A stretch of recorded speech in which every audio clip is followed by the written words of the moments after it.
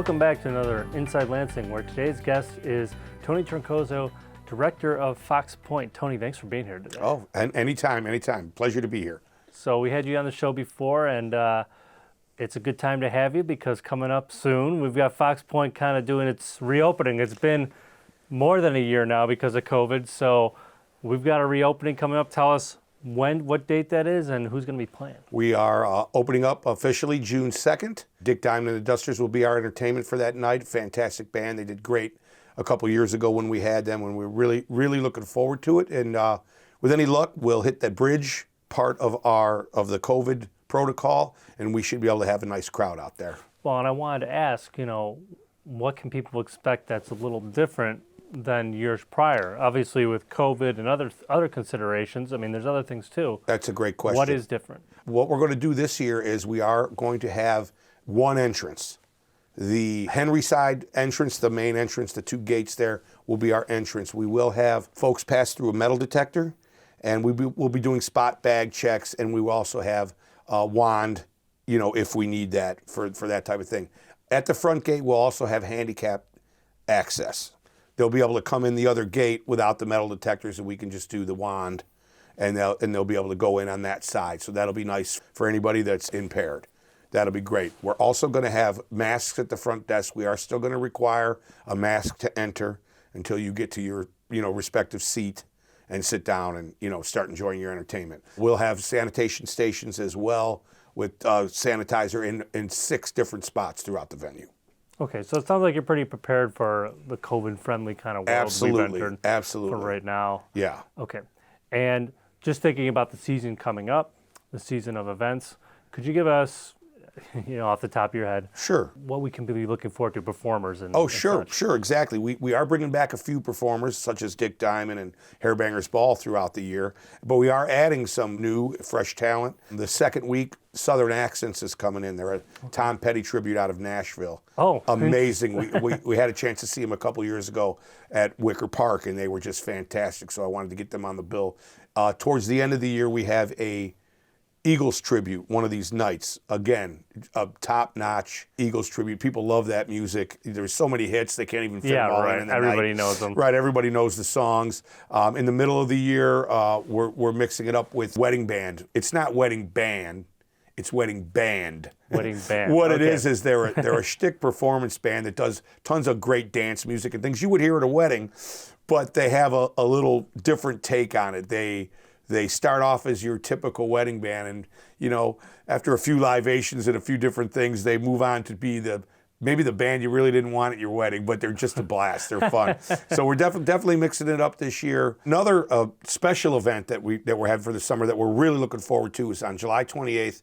We're going to have the Northwest Indiana Symphony. It'll be the first time we've done something like that here, and we're really looking forward to it. And I know Mayor Idem is super excited because she was instrumental in getting them here. And I'm excited too. I'm very excited to see that. Yeah, I think that's going to be one of our premier events for the year. I really think that's going to come out great. We're looking forward to a great season on the Wednesdays, and it is no charge. No charge. I want to clear that up right now. There's been a few things out there on social media that, they put a fence up and they're going to charge people. That is not the case. The Wednesday events will be no charge. There may be some ticketed events later in the year if that comes to fruition with a few national acts. We're trying, but they're still on the fence. But the weeknight ones, the Wednesdays will all be free, and the Blues Fest as well will be no charge to our patrons. But of course, if you want to get something to drink or eat, absolutely, that'll be available absolutely, that'll be available for purchase. We just talked about the Blues Fest. Is there any other festivals or events to look forward to at the Yes, we will also be having a Back to the 80s Fest in September. Okay.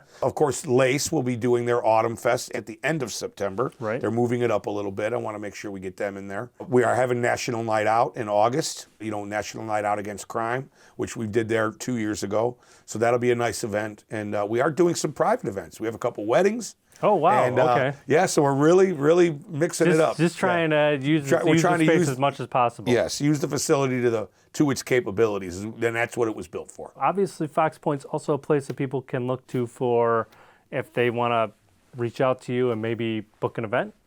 Absolutely. We are open for rental.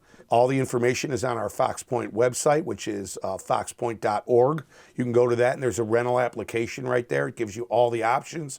As time goes on, we would really love to fill that calendar with private events as well as the entertainment that we provide for the community. Are there any other events, maybe later in the year, holiday events we can look forward to? Absolutely. Last year, with the success of the Halloween, the Scarecrow contest, we're going to do that again. And we're going to have a trick or treat for the kids.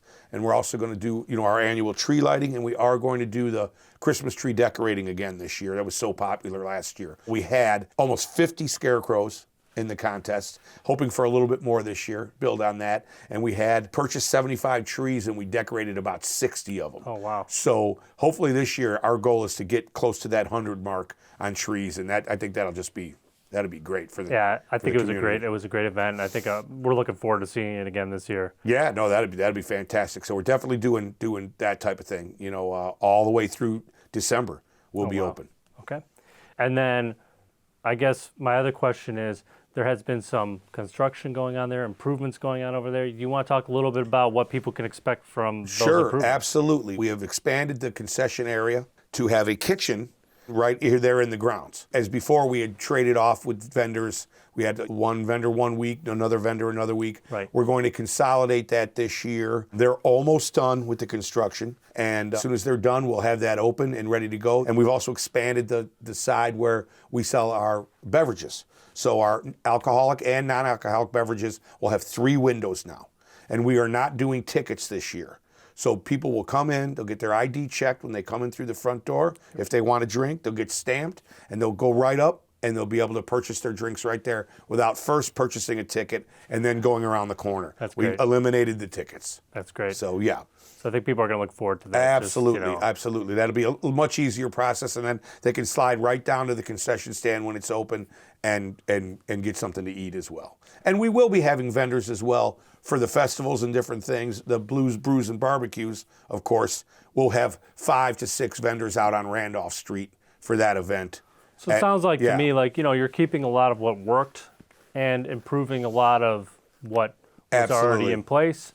And it just seems like a lot of people are going to be looking forward to this. For you personally as a director, I'm sure there's a lot of things you could be looking forward to. Is there any one thing that stands out, whether it be a festival, whether it be a show, whether it be just something in your job we don't know about that you're looking forward to? I'll tell you what I'm really looking forward to this year is obviously getting going.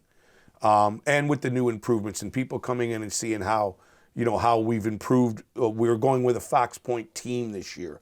We've hired 10 or 12 individuals that are going to be our every week staff. So where in the years past we used some community groups to do the help, to be the staff to help, ask questions. People want to know where are the bathrooms, where are this, where can I get, something to drink, things like that. We were using community groups, and it was great. And we thank them all very much so, and everybody did a great job. But this year we decided as a group to hire a staff that's there every week. Okay. A little more polished, a little more, they know what to do, how to handle things, and just make it a smoother experience for everybody that comes down. I'm really looking forward to see how that works out, because that is something new. And Jeff Shuttle, our logistics manager, will be involved with that, as well as myself. And I'm really looking forward to see how that works out. And people get to see the same people every week and talk to them, because we do get a lot of return, patrons. Sure. They come out, they love the place. Yeah. And they come again, and they come out again, and they come out again. Tell somebody else to come. Yeah, so. and that's the whole key. We are doing some more advertising. You see, we have the Fox Pointe sign now, which that's also new, out on Ridge Road. We're going to do some advertising in the theaters and out on I-80. So we're really looking to expand as the year goes on, and we're allowed to have more and more people. We really want to make this a premier destination here in Lansing for all the communities surrounding us. Well, we've been waiting over a year now, and we're very excited to be a part of that. We're going to be out there with our cameras. We're going to be covering it. So we're just excited to see that open up and see you out there kind of getting things together. And that'll be great. People. It's going to be great. And I guess we kind of reached the end here, but I have one more question. Sure. You're our Fox Pointe director. What do you enjoy most about being the director of Fox Pointe? Well, I'll tell you what, I really enjoy setting up the bands, getting the talent That's really, that's my thing there. And just bringing something to the community that is unique. We definitely have a unique situation here with such a wonderful venue. From the time that they put it together till now, we're sad that we missed last year, but we're excited. We're calling it our grand opening, so to speak, because we've been down. We've been down for over a year, and this is really exciting. And that's the best part, is getting all that together and going out there on a Wednesday night and seeing that the band connects with the people, and the people are there and having a great time, and it's a friendly, safe environment to come out and have a nice night out. Well, we'll see you out there. I'm sure everybody else will be getting to the point. So we're excited to be there. Tony, thanks again for being on the show. Thank you. Always a pleasure. And thank you for watching. We'll see you next time on Inside Lansing.